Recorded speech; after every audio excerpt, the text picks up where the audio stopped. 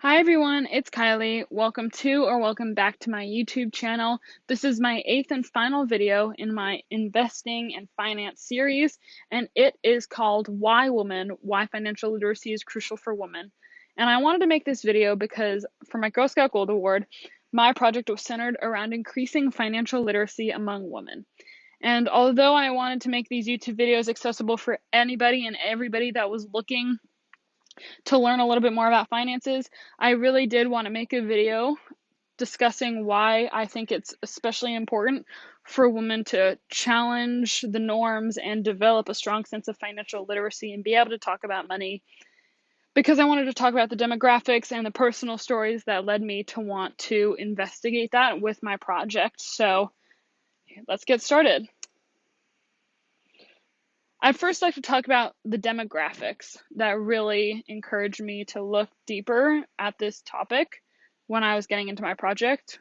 I was inspired to get into my project by a lot of women in my personal life that experienced some serious hardships due to a lack of financial literacy or not being involved in the family finances before crisis struck. So I think this is an incredibly important topic to discuss just because I've seen so many women in my personal life face some serious hardships simply due to a lack of financial involvement. And that encouraged me to do my research and find some of these very shocking statistics. So the first one I'd like to discuss is 81 versus 76, which are the life expectancies of women versus men on average. And I think this is an incredibly important statistic because a lot of women rely on their husbands to do the finances for them, when in reality, 80% of women die single and 80% of men die married. So, on average, a lot of women have to learn how to rely on themselves and do their own finances at some point in their life. So, it's incredibly important that women have a basic understanding of the family finances and how to handle money.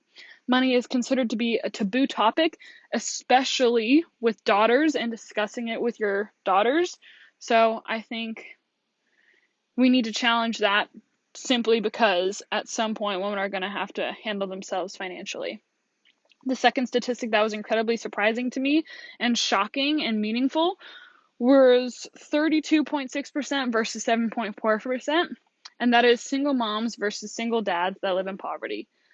I think this is a very strong statistic simply because it shows how much harder single life is on moms versus dads. So this can be after divorce or it can simply just be single motherhood. But I think the statistic strongly demonstrates the need for increased financial literacy among women just because of the vast difference in how single moms are able to handle themselves versus single dads. The third statistic is that only 47% of women feel comfortable talking about money and investing by themselves with a finance professional. Now, this is incredibly disheartening, especially to me being a woman who wants to go into finance at some point, because I think it's incredibly important that women are comfortable with talking about money, especially after it has been a taboo topic for so many years to discuss with your daughters.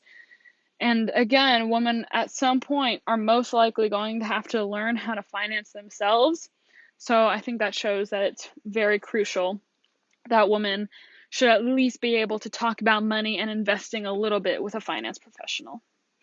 The last stat that really was impactful for me getting into my Gold Award project was that 80 cents is the amount of money women make on a man's dollar.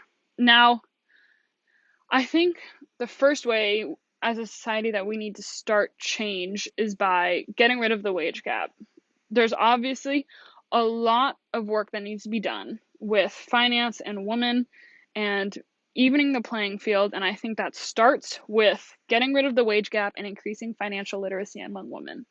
And I think these statistics really show that need in society. So that is why I decided to focus my project around increasing financial literacy among women. And I hope that these inspired you to look into it a little bit more too. So thank you so much for watching this video, and please check out the other videos in the series if you're interested. As always, if you have any questions or comments, please comment down below or email me at womaninvesting1@gmail.com. Thanks.